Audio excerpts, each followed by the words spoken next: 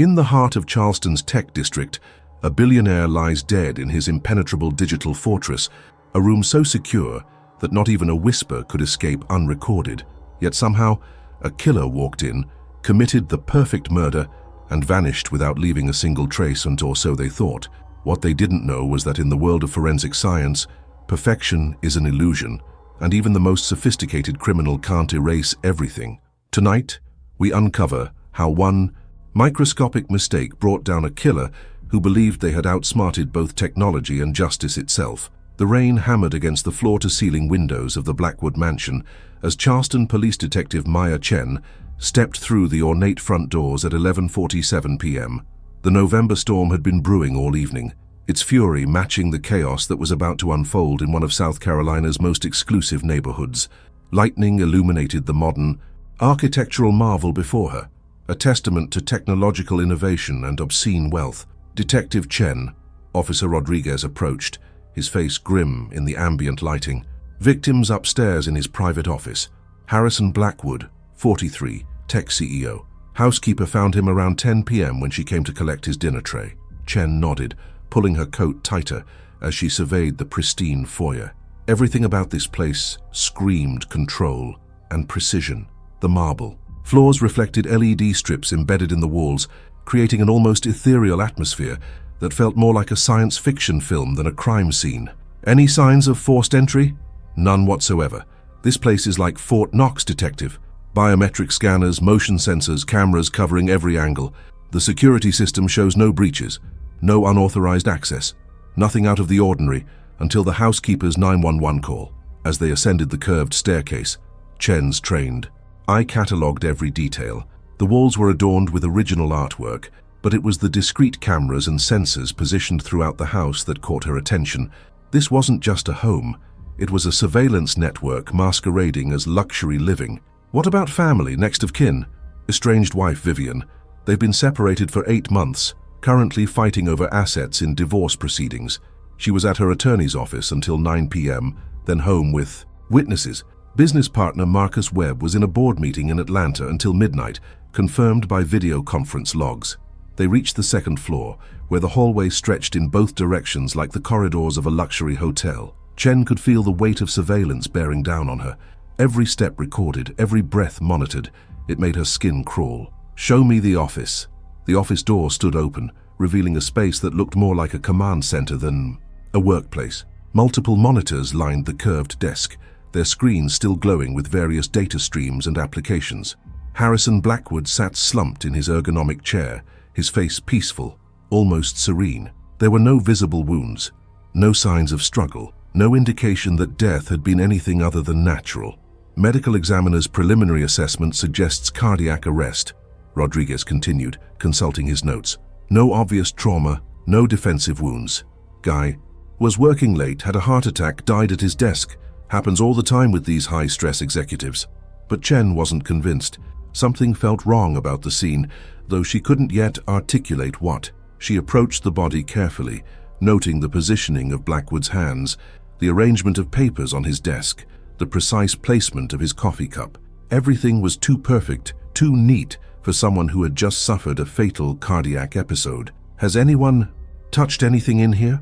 Just the paramedics to confirm death. Housekeeper called 911 the moment she found him.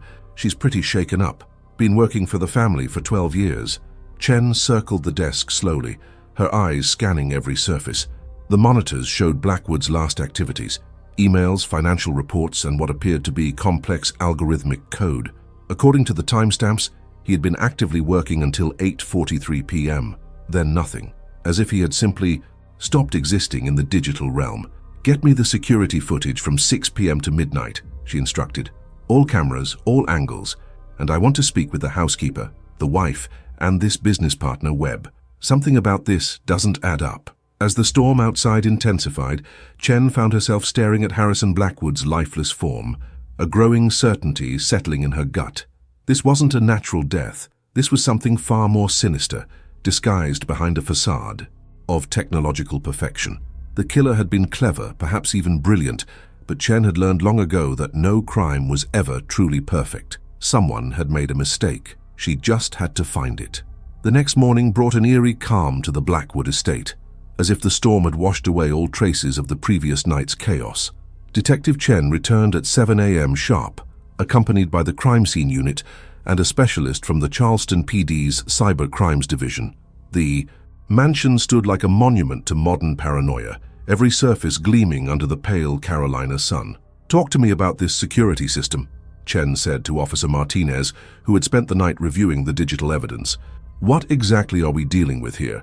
Martinez pulled up the interface on his tablet, showing a complex web of interconnected systems. "It's like nothing I've ever seen, Detective." Blackwood didn't just install security.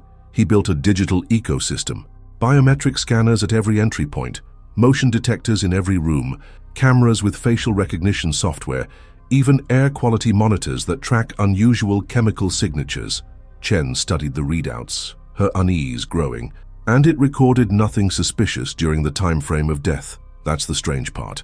The system shows normal activity until 8:43 p.m., exactly when Blackwood's computer activity stopped. From that point until the housekeeper's discovery at 10 p.m., there's a gap. Not deleted footage, not corrupted data, just nothing. Like time stood still in that office. The implications sent a chill down Chen's spine. Someone with intimate knowledge of the system had managed to create an impossibly clean window of opportunity.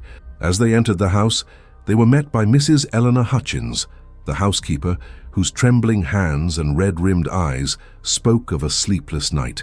"Mrs. Hutchins, I know this is difficult, but I need you to walk me through yesterday evening," Chen said gently, guiding the older woman to the living room. "Everything you remember, no matter how small." Eleanor clutched a tissue, her voice barely above a whisper. "Mr. Blackwood was different yesterday, excited about something. He kept talking about a breakthrough, said he was going to change everything. He asked me to prepare his dinner and bring it to the office at 7 p.m. sharp. Did he have any visitors? Phone calls?" "No visitors, but he was on calls all afternoon. Hushed conversations, you know, the kind where you lower your voice when someone walks by. He dismissed the cleaning staff early, said he needed complete privacy for his work." Chen made notes, sensing there was more. "What about his relationship with Mrs. Blackwood? The separation?" Eleanor's expression hardened slightly. "Vivian, she's not a bad person, Detective, but she never understood Harrison's work. She thought he was obsessed, paranoid even. The arguments got worse after he installed all these security measures. She said living here was like being in prison." The conversation was interrupted by the arrival of Marcus Webb, Harrison's business partner and CTO of Blackwood Industries. Webb was a tall, gaunt man in his early 40s, with the pallor of someone who spent too much time indoors. His expensive suit couldn't hide the nervous energy radiating from him. "Detective Chen, I came as soon as I heard. I can't believe Harrison is gone." Webb's voice carried genuine shock, but Chen detected something else underneath: relief. "Mr. Webb, I understand you were in Atlanta yesterday evening. Board meeting with Meridian Capital. We're seeking Series C funding for our latest AI project. I have dozens of witnesses, video conference logs, hotel receipts. I didn't get back to Charleston until 2 a.m. Chen studied his face carefully. "Tell me about this AI project. Mrs. Hutchins mentioned Mr. Blackwood was excited about a breakthrough. Webb's demeanor shifted, becoming more guarded. "Project Athena, it was Harrison's baby. Revolutionary artificial intelligence with applications in everything from healthcare to national security. We were close to a major milestone, something that would have made us the most valuable AI company in the world." Who else knew about Project Athena? The core team is small. Myself, Harrison, our head researcher Dr. Elena Vasquez, though she left the company 6 months ago under complicated circumstances, and Zoe Palmer, Harrison's personal assistant. She had access to all his files, managed his calendar, basically ran his life. The mention of Dr. Vasquez caught Chen's attention. Complicated circumstances? Webb hesitated, clearly uncomfortable. Professional disagreement that became personal. Eleanor and Harrison had a history. They dated years ago before he married Vivian. When Elena joined the company, things got messy. There were accusations of stolen research, corporate espionage. Harrison had to let her go. Chen felt the pieces of a larger puzzle beginning to form. Where is Dr. Vasquez now? Switzerland, last I heard. She took a position with a quantum computing firm in Geneva. Been there for months. As Webb left, Chen found herself staring at the security monitors, watching the digital ghosts of the previous day play out in high definition. Someone had orchestrated this with surgical precision, using Blackwood's own paranoia against him. The question wasn't just who had killed Harrison Blackwood, it was how they had managed to make themselves invisible in a house where privacy was impossible. The answer, she suspected, lay in understanding the very technology that was supposed to protect him. The Blackwood Industries headquarters occupied 3 floors of Charleston's newest tech complex, a gleaming tower that dominated the downtown skyline. Detective Chen arrived at 2 p.m., armed with a search warrant and a growing list of questions about the company's inner workings. The lobby buzzed with nervous energy as employees whispered about their CEO's sudden death. Zoe Palmer waited in the executive conference room, her composure barely masking the anxiety beneath. At 28, she possessed the sharp intelligence and organizational skills that made her indispensable to a man like Harrison Blackwood. Her designer, clothes and perfectly arranged blonde hair suggested someone who understood the importance of image in the corporate world. "Ms. Palmer, thank you for meeting with me," Chen began, settling into the chair across from Zoe. "I understand you worked closely with Mr. Blackwood for the past 3 years. Harrison was demanding but brilliant. I managed every aspect of his professional life, his calendar, correspondence, travel arrangements, even personal matters when things got complicated with the divorce." Zoe's voice remained steady, but her hands trembled slightly as she reached for her water glass. Chen consulted her notes. "I need to see all of Mr. Blackwood's recent communications, emails, text messages, meeting records, everything from the past month." Zoe nodded, pulling out a tablet. "I've prepared everything you requested, but Detective, there's something you should know. Harrison had been receiving threatening messages for weeks. Not obvious threats, but disturbing communications that made him increasingly paranoid." "What kind of messages?" "Technical references, code fragments, mentions of Project Athena. Someone with deep knowledge of our research was taunting him. Harrison believed it was industrial espionage, maybe even foreign intelligence. He hired additional security, upgraded the house systems, but he was genuinely frightened." Chen leaned forward. "Do you have examples of these messages?" Zoe scrolled through her tablet, displaying a series of encrypted emails from various anonymous accounts. The content was cryptic but menacing. References to stolen futures, algorithmic justice, and digital resurrection. Most disturbing were the technical specifications that matched Project Athena's classified research. "Only a handful of people would understand these references," Zoe continued. "Someone from the inner circle, or someone who had access to our most sensitive data. Tell me." "About Dr. Elena Vasquez." The change in Zoe's expression was immediate and telling. Elena, she was brilliant, maybe even more than Harrison in some ways. They had history, romantic and professional. When she joined the company 2 years ago, everyone thought it would be a golden partnership. Instead, it nearly destroyed everything. What went wrong? Elena accused Harrison of stealing her research from their university days, claiming Project Athena was built on her theoretical work. Harrison said she was trying to sabotage the company from within, selling secrets to competitors. The arguments were explosive. By the end, they could barely be in the same room. Chen made careful notes. "And she left 6 months ago?" "Fired, actually. Harrison discovered she had been copying files to external drives, probably planning to take our research to a competitor. The legal battle was ugly. Non-disclosure agreements, non-compete clauses, threats of criminal prosecution. Elena swore she would make Harrison pay for what he'd done to her." The detective felt a chill of recognition. "Has Dr. Vasquez attempted to contact Mr. Blackwood since leaving the company?" "Not directly, but—" Zoe hesitated, then pulled up another screen. The anonymous messages started about a month after Elena left for Switzerland. Harrison never said it explicitly, but I think he suspected she was behind them. He hired a private investigator to monitor her activities. "I'll need the investigator's contact information and all documentation related to Dr. Vasquez." As Chen prepared to leave, her phone buzzed with a text from FBI agent Rebecca Cross. "Elena Vasquez flagged in federal database. Need to talk immediately." The meeting with Agent Cross took place in a secure conference room at the Charleston FBI field office. Cross was a sharp-featured woman in her early 40s, with the no-nonsense demeanor of someone who had spent years chasing cybercriminals across international borders. "Dr. Elena Vasquez has been on our radar for 8 months, Cross began, sliding a thick file across the table. "Not as a suspect, but as a potential target. She's been working on quantum encryption algorithms that have serious national security implications.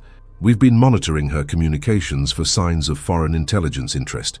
Chen opened the file, revealing surveillance photos and intercepted communications.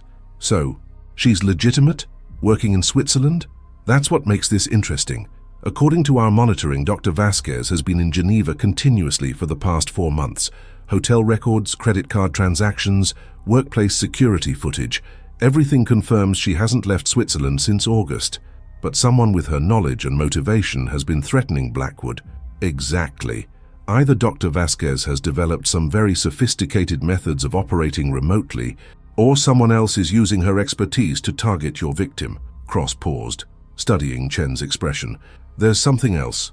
3 other tech executives with connections to advanced AI research have died under suspicious circumstances in the past 6 months. All apparent natural deaths, all involving people who had professional conflicts with partners or colleagues. The implications hit Chen like a physical blow. You think we're looking at a serial killer. I think we're looking at someone who understands both advanced technology and human psychology well enough to commit murder without leaving traditional evidence.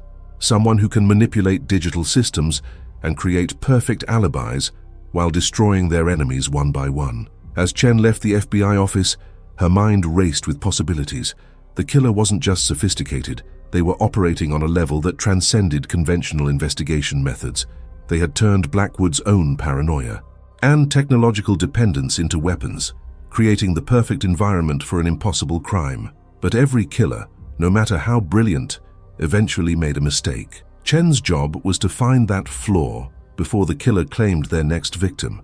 The rain had started again, and as Chen drove back through Charleston's historic streets, she couldn't shake the feeling that she was being watched. Somewhere in the digital shadows, a predator was monitoring her every move, staying one step ahead of justice itself. Dr. Samuel Torres arrived at the Blackwood mansion at dawn, his forensic van packed with equipment that looked more suited to a space mission than a crime scene investigation. As Charleston's premier forensic specialist, Torres had spent 15 years applying cutting-edge science to solve the unsolvable. His methodical approach and innovative techniques had cracked cases that left other investigators baffled. Detective Chen, Torres greeted her as they met at the mansion's entrance. I've reviewed the preliminary reports. Interesting case. A high-tech crime scene where technology might be working against us rather than for us. The mansion felt different in the pale morning light, less imposing, but somehow more sinister. Chen led Torres to Blackwood's office where the body had been removed, but everything else remained exactly as discovered. The multiple monitors still glowed with frozen data, creating an almost shrine-like atmosphere. The assumption is cardiac arrest, but you suspect murder, Torres said, pulling on latex gloves and surveying the room with the intensity of a predator. What's troubling you about the scene? Chen pointed to the desk arrangement. Everything's too perfect. The coffee cup placed precisely on the coaster, papers stacked with military precision, even his pen positioned at an exact angle. People don't die this neatly, especially not from sudden cardiac events. Torres nodded, approvingly. Good eye. Natural death is chaotic. People grab their chest, sweep objects aside, fall forward or backward. This positioning suggests the victim was arranged post-mortem. He began unpacking his equipment, including several devices Chen didn't recognize. Let's see what the physical evidence tells us that the digital evidence won't. The next 3 hours were a masterclass in modern forensics. Torres worked with the precision of a surgeon, using alternate light sources to reveal fingerprints invisible to the naked eye, collecting microscopic fibers from surfaces that appeared pristine, and employing chemical reagents that could detect traces of substances days after contamination. The killer was extremely careful, Torres muttered, examining the computer keyboard under magnification. Professional-grade cleaning, probably with industrial solvents. They knew enough about forensic science to eliminate most traditional evidence. Most, but not all. Torres smiled grimly. Criminals always underestimate the microscopic world. They clean what they can see but ignore what they can't. He moved to the window, where the morning sun created sharp angles of light across the office surfaces. Tell me about the victim's routine. Did he have any physical habits, repetitive behaviors? Chen consulted her notes. According to the housekeeper, Blackwood was obsessive about his workspace.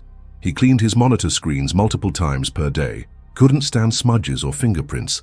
Almost pathological about it. Interesting. Torres pulled out a device that looked like a handheld scanner, running it slowly across the largest monitor. If Blackwood was that particular about cleanliness, then any foreign prints on his monitors would stand out like beacons. The scanner began beeping softly, indicating the presence of latent fingerprints. Torres worked methodically, using specialized powder and lifting tape to preserve each print he found. Most matched the elimination prints taken from Blackwood's body, but as he worked around the monitor's edge, something unusual appeared. "Detective, look at this." Torres had positioned a magnifying glass over a section of the monitor's bezel where a partial fingerprint had been enhanced with silver powder. "This print is different. Wrong size, wrong ridge pattern. Someone else definitely touched this monitor." Chen felt her pulse quicken. "Can you get a match?" "It's partial, maybe 60% of a full print, but there's enough ridge detail for comparison. More importantly, look at the positioning." Torres indicated the fingerprint's location on the monitor's lower edge. This print was left by someone reaching around the monitor, possibly to access ports or connections on the back, tampering with the system. That's my theory. But here's what's really interesting. The print was left over Blackwood's cleaning residue.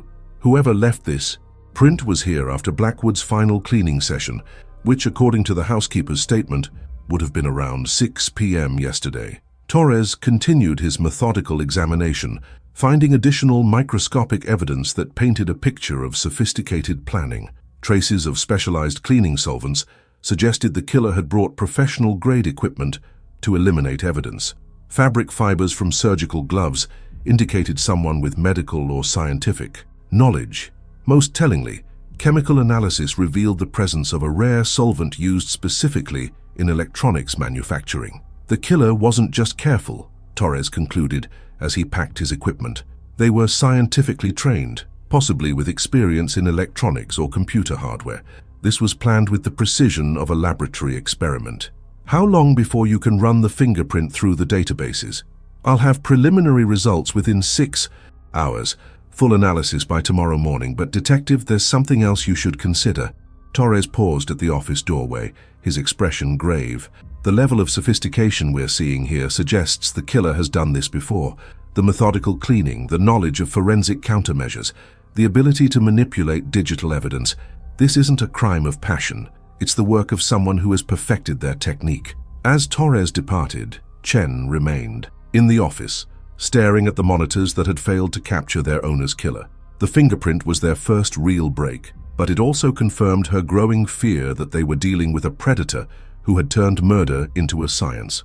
The killer had made one microscopic mistake, leaving a fragment of themselves behind in their moment of technological triumph. The question now was whether that single partial print would be enough to identify a killer smart enough to nearly commit the perfect crime. In a few hours, Chen would have her answer, and with it, either the key to solving Harrison Blackwood's murder or confirmation that they were hunting a ghost who might never be caught. The Charleston Police Department's forensic lab hummed with activity as Dr. Torres ran the partial fingerprint through every available database. Detective Chen paced the narrow hallway outside, her phone buzzing constantly with updates from Agent Cross and the growing media. A tension surrounding Blackwood's death. At 3:47 p.m., Torres emerged from the lab with an expression that mixed triumph with disbelief. "We got a hit," he announced, holding a printed comparison sheet. AFIS matched the partial print to Dr. Elena Vasquez, 94% probability, which is more than sufficient for court testimony. Chen stared at the results, her mind racing. But Agent Cross confirmed she's been in Switzerland for months. There's no way she could have been in Charleston yesterday. "That's what makes this so fascinating," Torres replied, pulling up additional screens on his computer. "I've been analyzing the print's characteristics, and there's something unusual about the ridge patterns. The print shows signs of digital manipulation, microscopic inconsistencies that suggest it might not be from a living finger." "You're saying it's fake?" "I'm saying it's complicated. The print is definitely Elena Vasquez's, but it may have been artificially reproduced using advanced 3D printing or silicone molding techniques. Someone with access to her biometric data could theoretically create convincing fingerprint replicas."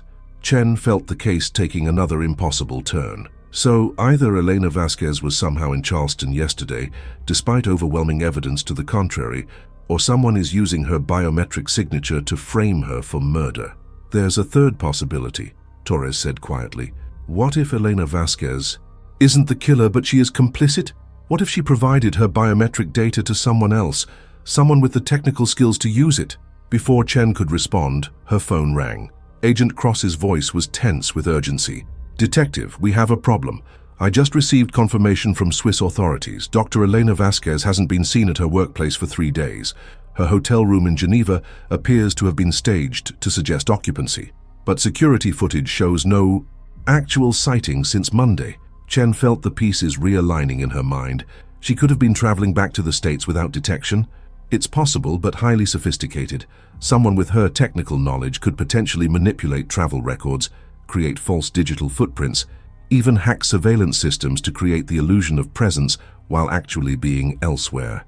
Agent Cross, I need you to coordinate with Swiss authorities for a full investigation of Elena's whereabouts, and get me everything about her technical capabilities. What kind of systems could she potentially manipulate? After hanging up, Chen turned back to Torres. I need you to re-examine that fingerprint. If it's artificially created, there might be microscopic traces of the materials used to make it. Already on it, Torres replied. I've scheduled electron microscopy for this evening. If someone used artificial materials to create that print, we'll find evidence.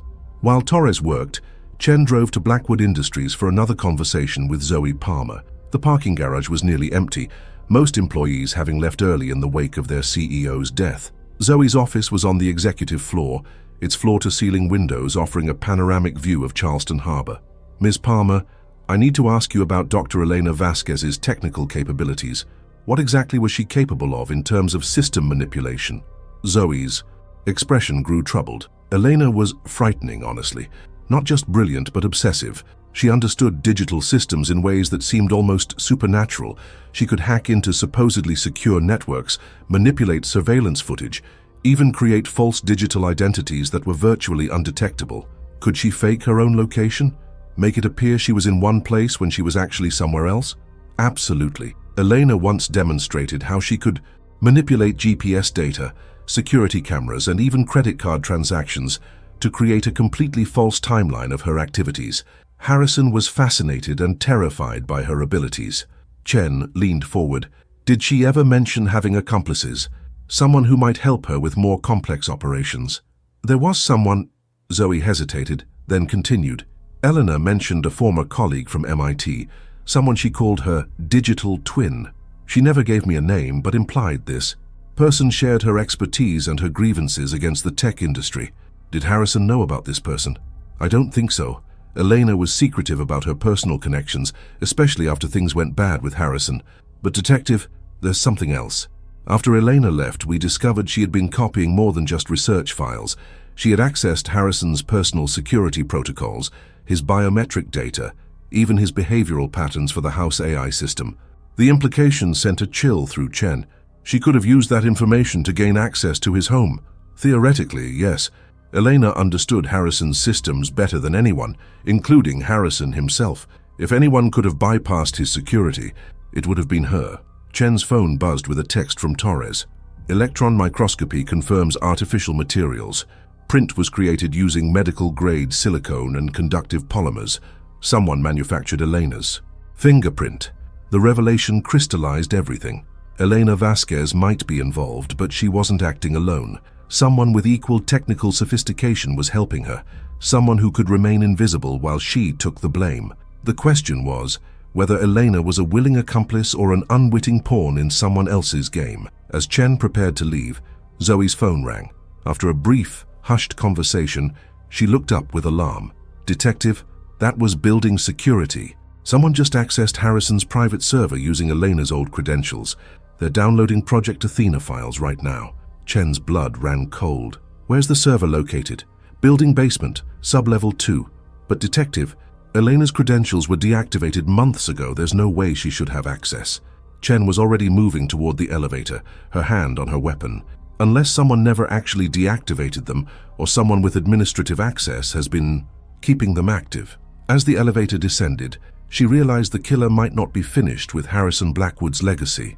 Project Athena represented billions in intellectual property, and whoever was orchestrating this elaborate scheme might be planning to steal it as their final act. The basement corridors were dimly lit and eerily quiet. Chen approached the server room with growing apprehension, knowing she might be walking into a trap designed by someone who had already proven capable of manipulating reality itself. The server room's reinforced door stood slightly ajar, emergency lighting casting long shadows across the corridor walls. Detective Chen drew her weapon and called for backup, but knew that in the digital realm, conventional police tactics might prove useless against a killer who had turned technology into the perfect weapon. She pushed through the door to find someone hunched over a terminal, fingers flying across multiple keyboards, while data streamed across wall-mounted monitors. The figure turned, and Chen found herself face-to-face with Dr. Elena Vasquez, but not as she had appeared in surveillance photos. This Elena was gaunt, hollow-eyed, with the desperate intensity of someone who had sacrificed everything for revenge. "Dr. Vasquez, step away from the terminal and keep your hands visible." Elena laughed, a sound devoid of humor. "Detective Chen, I presume. You're too late. Project Athena is already uploading to servers in 12 different countries. Harrison's precious algorithm will be public domain within the hour. You're under arrest for the murder of Harrison Blackwood." "Murder?" Elena's eyes blazed with indignation. "Harrison Blackwood stole 5 years of my research, destroyed my career, and then had me blacklisted from every major tech company in America. I didn't murder him. I simply returned the favor he gave me. I destroyed his life the same way he destroyed mine." Chen kept her weapon trained on Elena while studying the monitors around them.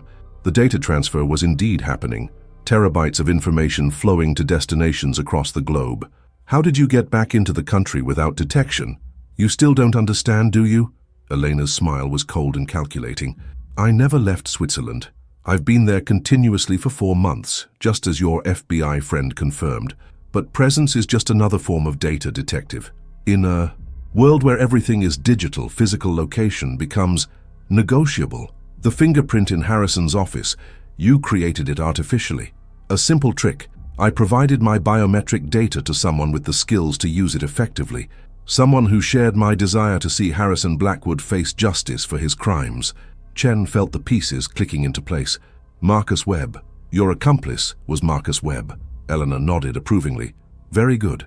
Marcus understood what Harrison had become, a parasitic predator who built his empire on stolen brilliance. When I approached him 6 months ago with evidence of Harrison's theft, Marcus realized that legal channels would never touch someone with Harrison's resources and connections. "So you planned his murder together?" "We planned his downfall.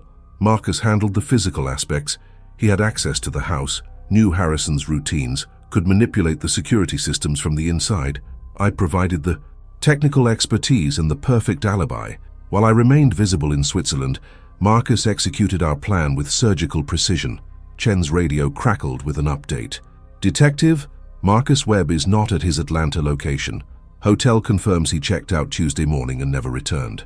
Eleanor continued her confession with the pride of someone explaining a masterful equation.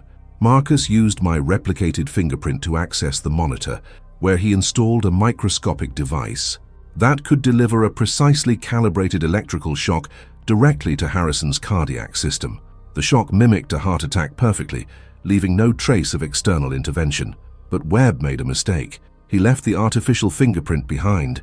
Marcus was always the weak link," Eleanor admitted. "Brilliant with code, but clumsy with physical evidence.